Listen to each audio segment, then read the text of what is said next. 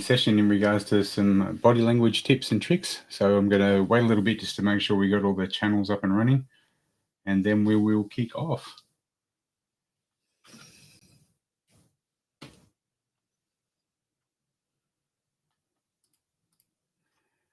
So a couple of seconds so we get up and running, and we can go from there. 1 sec. Just make sure we got Facebook up and running as well.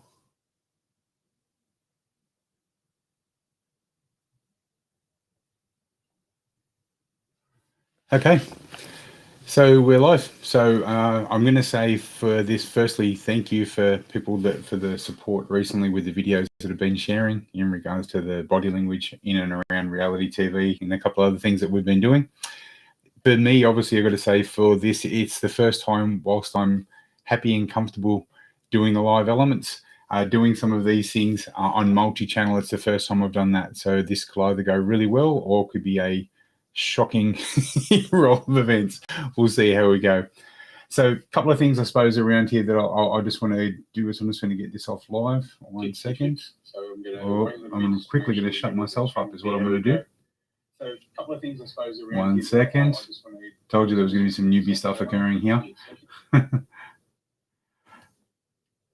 I'll just quickly end that. I just want to see about if there's any comments that we get come along from there. Apologies for that. So yeah, so a couple of things like with you. Firstly, I just want to say that what I'm going to try and do today is to step people through some different elements, some different areas when it comes to the non-verbals, but also I think it's really important to understand the reasoning behind it as well, not just about the actual, some of the specifics and some of the tips and tricks around that. So I'm going to step you through some of those items. As I said, for those that are just joining now, because we've got Instagram, YouTube, I think TikTok and Facebook all going at the same time. So getting this up and running, like I said, has been just something new for me. So what we're going to do is to take you through some of the different elements on how we assess some of the non-verbals. Based on surprise with how well that's gone, I suppose, how things have progressed when it comes to the circumstances about sharing these lives.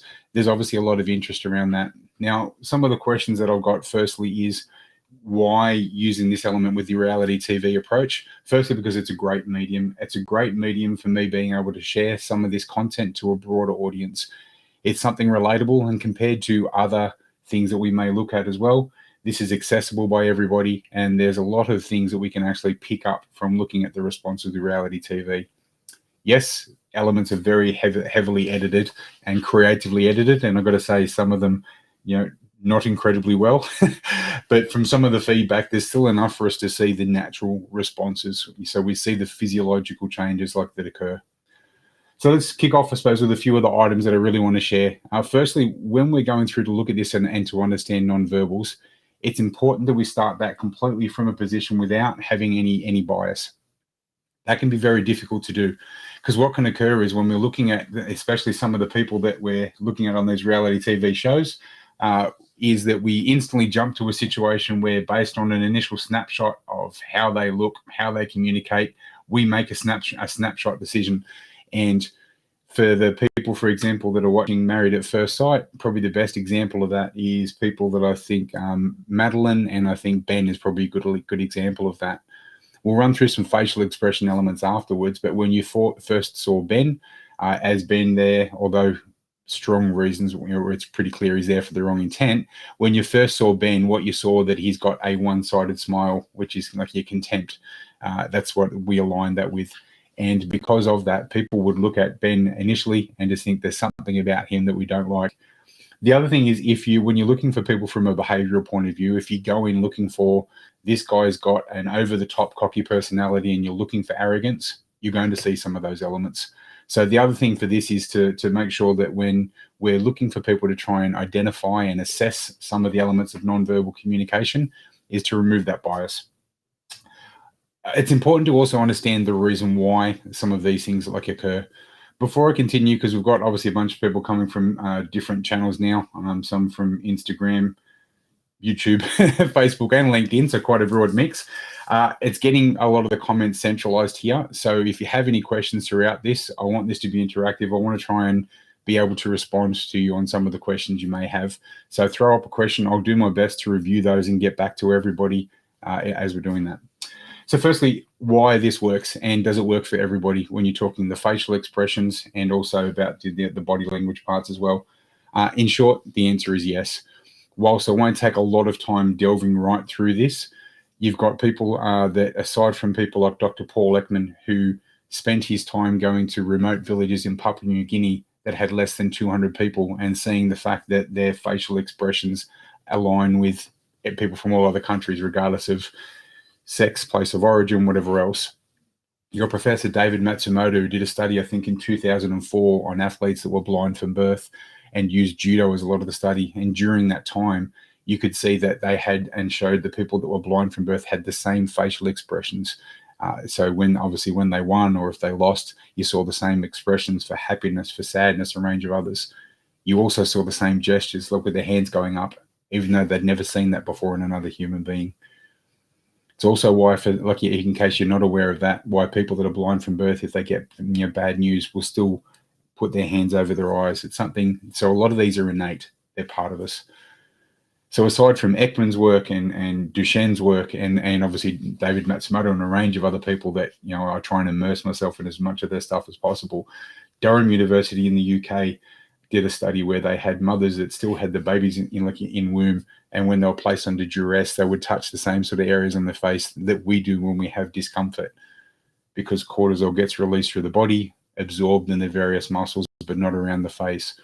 So if that's not proof enough for you, baby's still in the womb, different countries like that they'd never seen like another human being aside from those small village areas, people blind from birth have these same elements from the facial expression. So they're very, very powerful. The other thing from the evolution point of view is, and I'll try and make it a little bit broader here, then we'll loop back to the math stuff, is when it comes to about the reason why these things are important. Now, Mark Bowden, who I have utmost respect for, and I'm fortunate to be doing an upcoming partnership with in and around non-verbals, around keeping people safe and well in the retail space, explains this incredibly well. We used to walk around on all fours, and when we did that, all of our vulnerable areas were protected. Our main organs, our main veins, our main arteries, all those elements. When we could stand up, aside from the benefits of using tools, these areas are now open. So the difference that you'll see, and this will go across whether it's reality TV, whether it's the professional dynamics that you have, or personal relationships as well, when we're confident and comfortable, we have these areas then open. So rather than me standing up and jumping through those, we've got the front area that we call it, and this is so from Joe Navarro, who was fortunate enough to study with as well. It basically says about our ventral area when we're open, and obviously trying to show that openness and honesty, we'll have this ventral area open. We also have 3 power zones being under our chin, our belly button, and our groin area. So if you're watching these reality TV shows and you see, for example, some of the questions that I get asked is this person saying that they're confident and who they are, and Jack being dominant and a range of other things, we look for congruency. Is the words that they're saying and is their body language, their facial micro expressions, are they congruent with what they're trying to say or the image that they're trying to portray? Now, think a bit broadly and think for the first time you see a young teenager in high school get up and they're speaking in front of everybody at school. So I already mentioned the 3 power zones being around our chin, our belly button area, and our groin. That's one of the reasons why when someone will get up to speak, what they do is their hands will go straight across into their groin. They're covering that power zone. It's a natural thing we do when we feel vulnerable. We've got that discomfort. Now, the same thing with the other ones is, for example, if we're sitting down, if there's a young lady at a bar and someone goes to buy her a drink that she doesn't want to have that drink from or feels some discomfort, she may then duck her chin, covering that power zone, put her hands or her purse in her lap, or may even angle her body away, that ventral denial. As I said, taking it back to that principle, that's removing those elements there and covering up those power zones. So one of the questions I've also just found out, because I'm getting used to the tech here, is the questions come in from the different forums. I can share them, we can discuss them as well. So one of the questions that I got asked was about what was Colin's intentions in going on the show.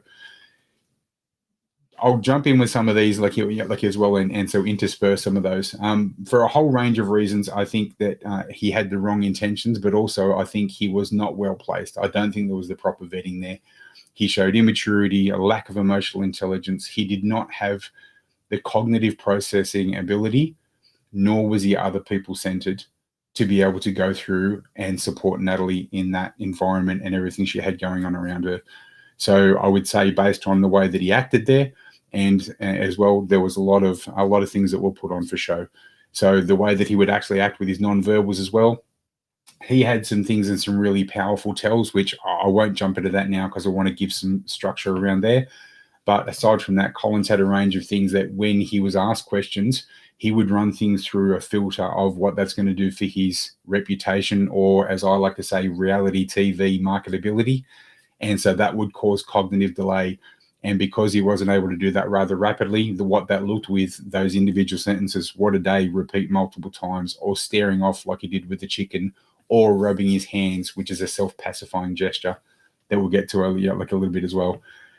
Statement like that from Fatima, he kept deflecting on the questions, and I hope I've covered that off for you. So that's what a large portion of that was.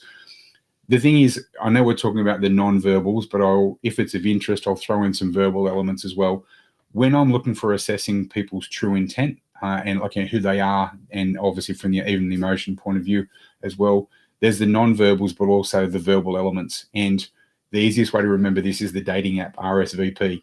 Now, not that that's the points. What it stands for is rhythm, speed, volume, and pitch. So when people have discomfort, whether it's deceptive behavior or whatever else, what will happen is if they're asked a question like happened to Collins, we all have between 30 and 35,000 words in our personal subjective dictionary. Thank you, Peter Hyatt, for the training, who I was lucky to train with as well. If asked a question, we run back to that filing cabinet, grab our words together out of that filing cabinet and run it through a filter. Does this sound right? Is this going to reflect badly on me, and these sort of things? If that happens under stress and duress, and especially if people have some element of deceptive conduct about them because they're trying to portray an image, then that causes cognitive delay, and it causes changes to their rhythm, speed, volume, and pitch. That's why people will speed up the way that they're speaking over something that they've got some discomfort with, or that they want to try and hide. So when it comes to Collins and the way that he acted, he had deflective language. He also showed the fact that he had a spiked blink rate, which is another side of discomfort. So his blink rate would rapidly go up, and there was changes to his rhythm, speed, volume, and pitch. So there was a whole range of things when it came to Collins. So anyway, the items that I've mentioned with you there about from the evolution point of view and changes, that's across everybody. So that's why you'll see when there's things occurring across the table and that as well. What would happen is you'd see when, for example, Jack was firing up at Jonathan recently. What was Jonathan's response? He ducked his chin, he leaned back, his shoulders would slightly raise in that as well. That's what we call turtling. So he had severe discomfort there. That was Jack using that element and that response, thinking that if he pushed this forward with the assertive language as well, highly likely Jonathan would buckle, and he did. So regardless of if you're speaking to your teenage kids and asking them what's going on Friday night, if you're going for that job or if you're having a healthy relationship, understand openness. So these power zones, as I said, under your chin, your belly button, and your groin. And even that's why you see politicians, priests, and everywhere else will communicate a lot like this, open with their hands open, showing openness and integrity. But what it comes down to is if we'll have these power zones open and our ventral area open, if we're confident and we're comfortable. Things that cause us to show discomfort means you'll see that this will change. Might be putting our arms across our body, playing with a necklace, all these sort of things. The other thing that's important, as well, and thanks for continuing with some of the comments here, is that to get rid of some myths. Some of the myths we have is, okay, if people cross their arms, they're being defensive, or if they look away, they're lying to us. That's not true. What we always want to do is to think, what else? We look at some of these things. Now, whilst it may be the case, we want to check and validate, but think context. What is driving that? If someone's folding their arms, is that their resting position? Is it cold? As well. So there's a whole range of things. If, for example, someone's sitting and folding their arms, like as a normal situation, and it might be their baseline. If there's discomfort and stress, though, the hand may go further up, and we see some tightening of the hand, that occurs. A couple of the people on maths as well, we see that happens. So with any of these elements, the brain knows what it knows. If someone's got deceptive behavior, if someone's got bad intent, if someone's trying to withhold some frustration, we'll see that in different elements across the body. And that's some of the other things that we'll get to. Tori saying that she was dominant and then ended up being quite submissive, like you with Jack. So part of that is now, if you think about for intent, I'm being very upfront about this. I think the last episode set some shocking examples. While some of the information I've received is that some of the edits probably weren't managed as effectively as they could. For example, I believe Timothy was very much into Jack post that and was very straight up and down about the lack of respect that he showed. I think it's left some bad taste in people's mouths when it comes to some of the behavior, and rightfully so. So let's be honest with that sort of section there. Some of the questions, and I just did an article recently for chatter.com.au about this and about Tori's behavior was, do I think that the words, was her body language congruent with the words? And the answer is no. So while she turned around and said, I think this was a joke, as it was getting communicated, Tori had the same thing, the spiked blink rate. She had the self-pacifying gesture when she's rubbing her hand, and she was rubbing her finger continually as well. Any repeat behavior that we see, especially if it's not part of the baseline way that they're acting, is self-pacifying gesture. It's the brain basically saying, oh, I'm under stress and duress, and so for the body to soothe me. So that's why people will rub a hand, rub their or their ring or their wrist. Or the other one is if a lady may have a necklace on, she may touch around the necklace and that as well. So that's that self-pacifying element, but also covering a power zone, and that's why that can sometimes be soothing and comforting. So from Tori's point of view, yeah, I don't believe at all that she was aligned with the wording that was getting said there. There was too many other physiological tells that we saw during those interactions for me to believe that would be the case. So thanks very much. It was Lara that had shared that with us. So yeah, thank you. So I mentioned comfort versus discomfort, and that's a really important thing for us to be across. The easiest way that I explain this in Scott speak, for want of a better phrase, imagine if you have one of your closest relatives that's been overseas for 6 months, and they call you and they say, I just want to see you on my return. I want you to be the person that picks me up. If they're coming around the corner at the airport, think what they're going to see for a moment. They're going to see you there with your hands and arms open. That's that complete vulnerability, and comfort. They're going to see relaxed face muscles. They're going to see a genuine smile, which is a smile in the mouth, but also the crinking of the eyes as well, because of the zygomatic and some other muscles that do that. That's what natural, relaxed, and comfortable looks like. Now, the thing is, as these things occur, different dynamics, deceptive behavior, their motivations not aligning, or image not aligning, as well with integrity, with the way that people communicate, that causes some stress and discomfort. Now, as a result of that, there's some physiological tells and emotional leakage, and then you've got things like cortisol get released that cause people sometimes as well to have a dry mouth. So that's why you see them when, especially with deceptive behavior or high discomfort, you see a combination of things. And this is occurring all the time on the show when people are getting questions, that they get dry mouth, their lips start to compress, they'll be licking their lips as well, and a bit of a hard swallow. If you look at the last episode with Jack, when he was getting grilled, that was happening all the time. His blink rate spiked from about 12 or 14 to about 25 blinks per minute. Aside from that as well, then you saw the classic tells of anger with the chin thrust, compressing near the ends of the mouth, for these sort of things as well, and all the other elements that come with that stress and discomfort. So that's why he has that lip licking and everything that you saw there. And that occurs during some of the other arguments or disagreements that you see on the show as well, occurring pretty regularly. So we look for that. So we're looking, as I said, for changes with comfort and discomfort. And then from there, we can check and validate. But as I said, what's really important for this is to not have the bias and to think what else is driving their behavior that may be causing them to act like that, or place them in that stress or duress. Funnily enough, what I said to you about dry mouth and what occurs when cortisol gets released because of the discomfort and stress or deceptive behavior, in ancient China, they used to check the same thing. They used to get a handful of crushed dry rice, and if they had concerns if somebody was lying, they would make them swallow and put a mouthful of dry crushed rice in their mouth. If they could spit it out, then they were telling the truth because they still had moisture. If they couldn't, then they'd say that they were lying. Could be worse, trial by combat or for whatever else. But still, a lot of things have evolved that we look for now, in a range of of these tells, and I've mentioned some of them already. So some of the self-pacifying behavior closes to that we have to the different power zones, closing off to the ventral area as well, spike blink rate, and some of the self-pacifying gestures. You'll see these occur throughout. So when you're looking at the dynamic as well, look for some of those changes. And I said, it's not just on the reality TV show, it's the people that you deal with. The other question that I am getting asked, and with some of these now, is about Jack, and is Jack like truly the dominant personality that he makes out to be? The answer is no. There's a whole range of things when it comes to dominant personality. True dominant personalities do not continually need to look for validation and do not continually need to communicate to people that I'm a dominant personality. So what's occurring there is that's the image that he's trying to put forward, but unfortunately his behavior doesn't align with that. There was an episode where he was sitting on the lounge and speaking to, I think, the experts, or it might have been Alessandra, and was talking about what sort of lover he was and whatever. And rather than maintaining the eye contact with her, who was continually looking to the rest of the group, he's seeking validation from that point of view. So that's not somebody who's a true dominant personality. A true dominant would be saying their words and sticking by them. People's reception of that or whatever is for them to deal with. So there's a whole range of indicators that really clearly indicate to me that he is, if he considers himself from a dominant personality a 10, he's probably about a 6 if we had to put a rating on it.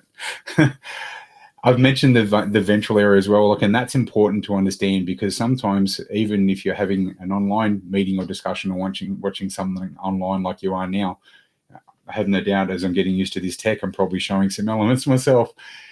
We look for those changes where people reduce our accessibility power zones in these ventral area. So whether you're looking at somebody online and having that Zoom meeting, whatever else, you see the same things. If you say something to me that I don't like, that's not received well, I may lean back, I may angle my body across, duck my chin, a range of these things. But what's behind that is me closing off accessibility to those areas due to discomfort. So that's part of the driver. If you start to understand what's driving this behavior and this conduct, then when you're having interactions as things occur, it mightn't be some of the exact ones we cover off today, but there's enough content there for you to actually think, okay, let's analyze what's driving that. What would cause these physiological changes? And that's what I'm hoping out of the session for today, is to share some of those sort of things.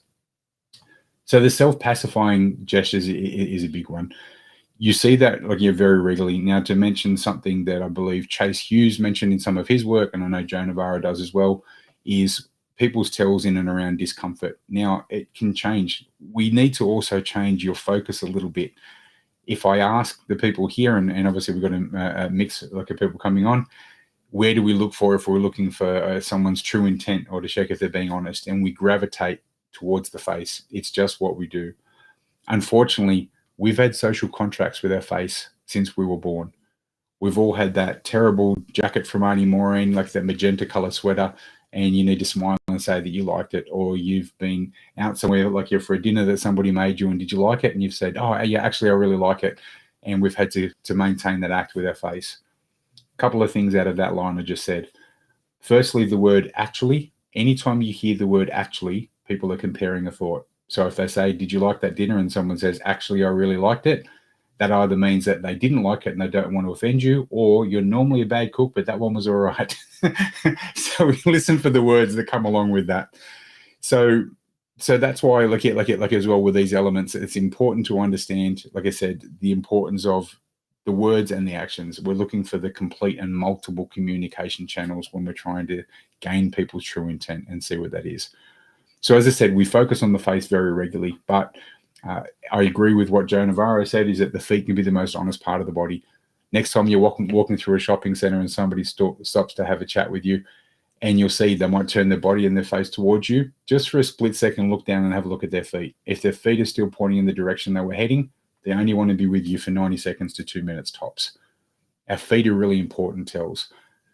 If you're walking into a conversation with a group and there's 3 or 4 people there, and you see that the majority of people have their lead foot pointing towards somebody and their belly button, because that's a person of stronger social influence, that's where their attention is. So if you come over to try and start speaking to those people and that doesn't adjust, it's going to be a difficult group. Those same principles that I just mentioned there about accessibility, about the belly away, I don't want you to stay in what we do with our feet, you see with the interactions with people now. You see on maps and the other reality TV shows, when they're in groups and where they're in pods, who's standing with nice even feet and open, so there's that equal attention and respect, and who is standing in front of somebody but their feet are pointing completely the other way, as well as their belly button, so they're only giving somebody just cursory attention. So we look for those sort of things as well. The other item tied to that is confident people take up space.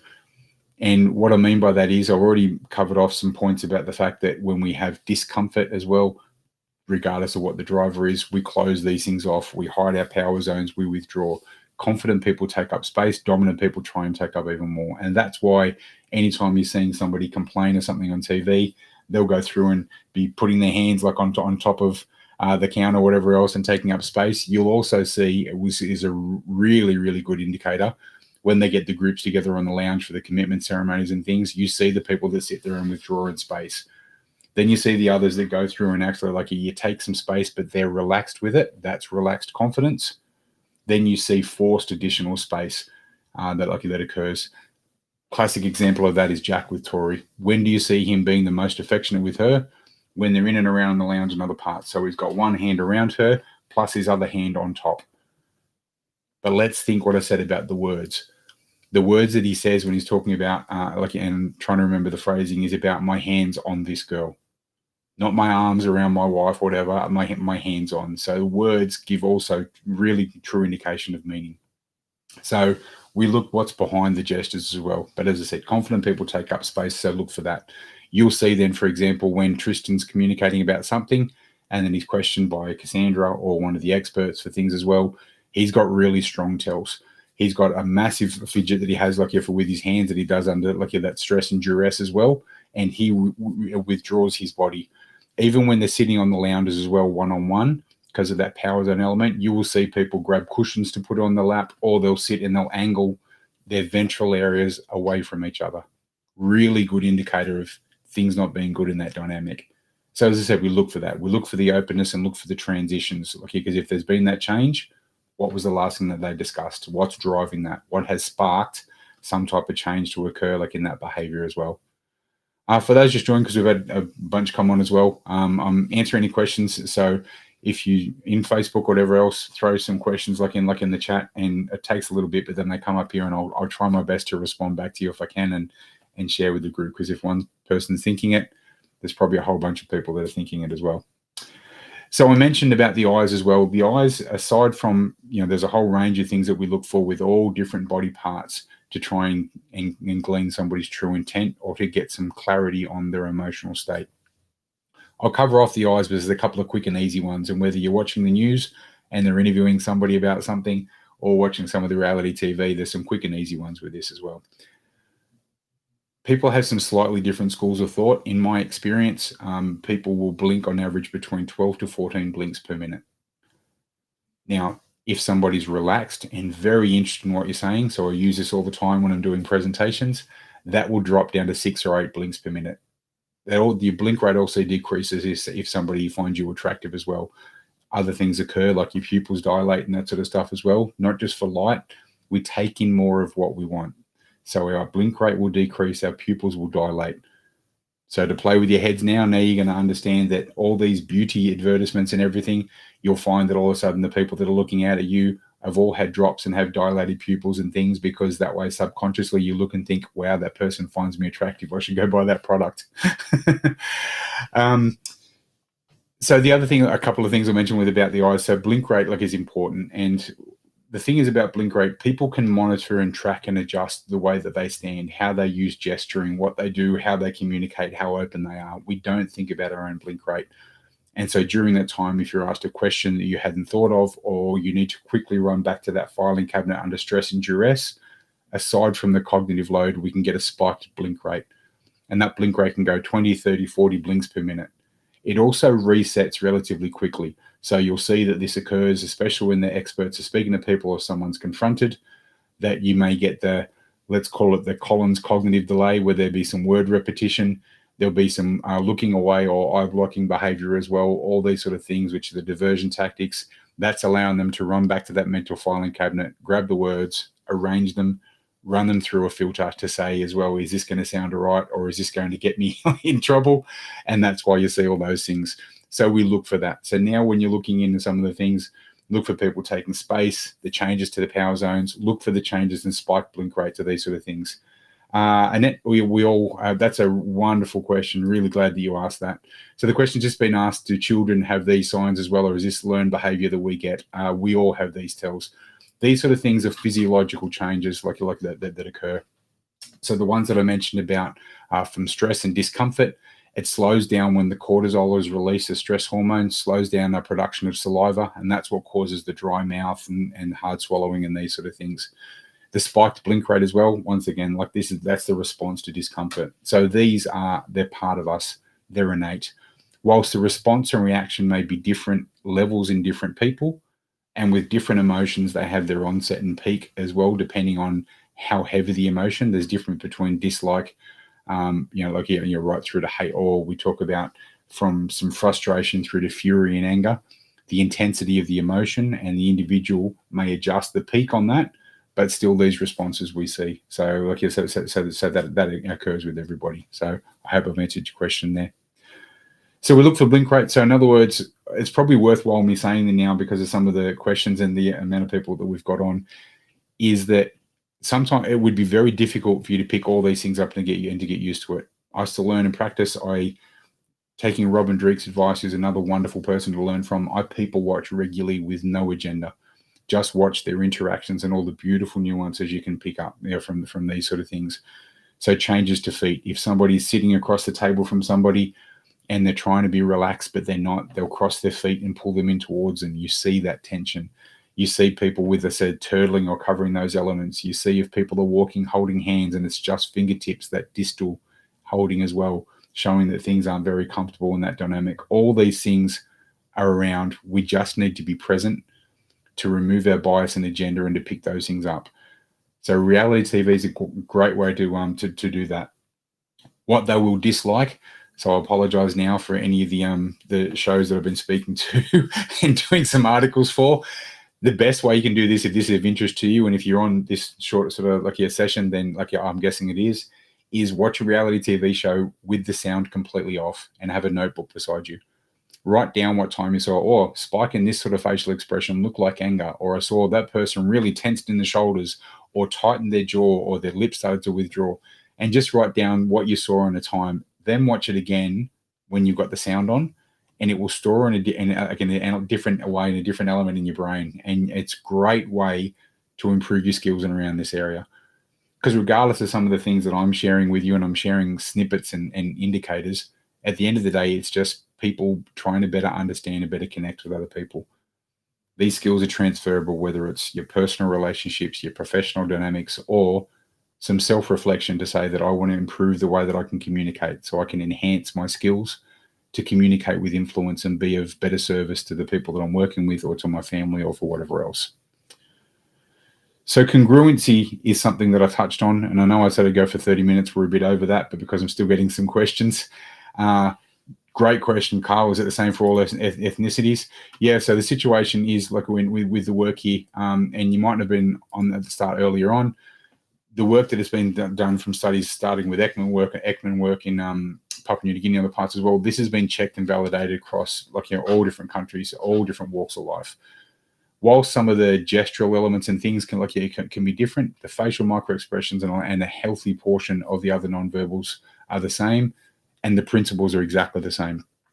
That under the stress and duress, and depending on the brain's response, because the primal response and then the emotional elements of the brain will cause that leakage. And so that's why all these things can be seen.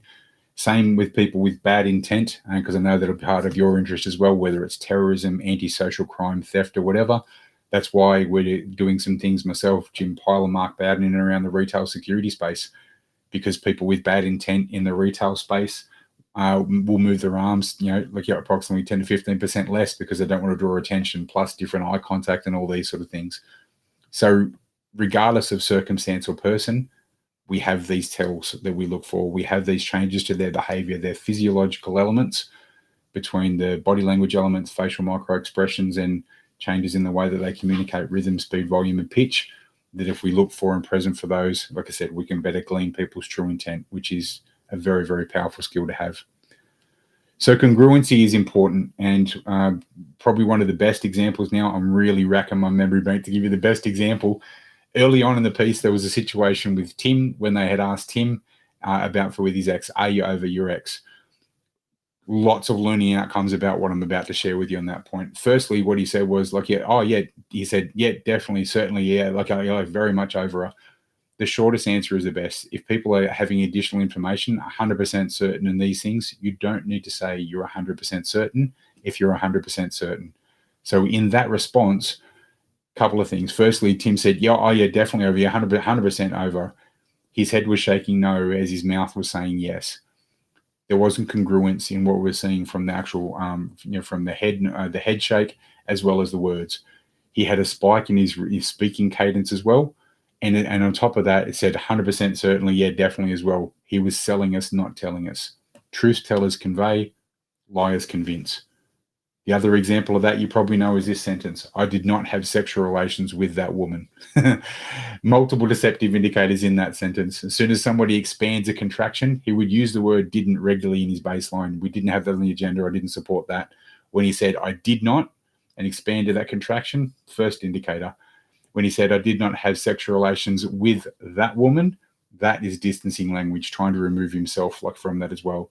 So aside from the body language elements we saw with compressed lips and duck chin that you all know to look for now, there wasn't congruence with some of those items. The difference is the people we have on reality TV aren't high-trained actors, aren't politicians that are getting training and support, or C-suite executives. They're real people put in situations, and regardless of the editing, we see enough of that snapshot content to see these items, and that's what I'm hopeful that I'm able to spark some interest and thought, to look at this sort of stuff. So the word part as well is, and this is to give you some information from Peter Hyatt as well. As I know, I've been fortunate to do some training with Mark McClish and Peter Hyatt, who are the world's foremost experts in statement and word analysis. To phrase Peter's phrase, the adults have between 30 and 35,000 words in their personal subjective dictionary. And when under stress and duress with these things as well, they'll change tense. They'll adjust what they're doing from pronouns, and that all gives us the information that we want. And that's why, coupled with the body language elements, there is so much content in here to very clearly drill down on what the true intent is in some of the people on these shows. But as I said, we just need to be present in picking those things up. So for the behavior as well, the other question, thanks, Lucky, for that, John, is about people's image and integrity and how that matches up. So a couple of things I'd say with that. People with those confident personalities don't need to look for that validation. So that's why people like Jack, the new guy, Ridge, a couple others as well, there's that constant seeking for validation. But the other thing, and that Ridge is probably the best example of that, is word selection and ordering is very, very important.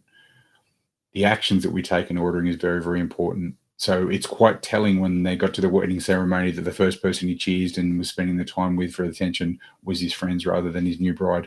While there's some flashes of good element and good connection in there as well, there's also some flashes of true intent and behavior. And so we look for ordering with what people say and what they do as well. So I've tried to give some snapshots these. I know we've gone a bit over from that time. A couple of other questions people have asked for me to answer privately, so I'm happy to do that and share through those. And so, yeah, feel free to send me some messages on that. The thing out of this is, I suppose, what I'm hopeful for is to use the forum here, whether it's a mix of the reality TV parts and some of these short sort of snappy type, online multi-channel Zoom things and then as well, is to help share the importance of that awareness and better connection. We've all gone through a lot. We've gone through COVID, isolation, and everything that flowed on from there. During that time, the decreased conduct, communication, coupled with increased fear and a range of other things, has caused spikes in violence and aggression in healthcare and in the retail space, decreased communication. Couple that with us being so device-centric with what we do as well, means that communication isn't as we're not as connected, and not getting the same connections that that we should be having. And what I'm hopeful about is that, some of these things, and I know it's a unique channel and way to do it, but using some of the things with reality TV to share the importance of what good communication and positive, respectful communication should look like, to try and highlight, some of the things we should be looking for. So whether it's looking for that tension in the jaw and tightening of the lead shoulder and putting some weight on the rear foot as well as a pre-incident indicator of aggression that stops somebody who's a first-line responder or a retailer getting hit, or the fact that we look for this person's communicating this way, but they're not truly sad because there's no grief muscle activation, or they're communicating about something in a business transaction, but there's very obvious deceptive behavior. If we start understanding these things and better connecting with others, only good can come of that. So that's why I'm hopeful to continue to share some of these sort of things. I hope it's been a benefit. I'll do some more depending on the feedback for these and if it's worked on every channel. Thanks very much for the messages of support and for jumping on. And I look forward to sharing and hearing from you guys. Thank you.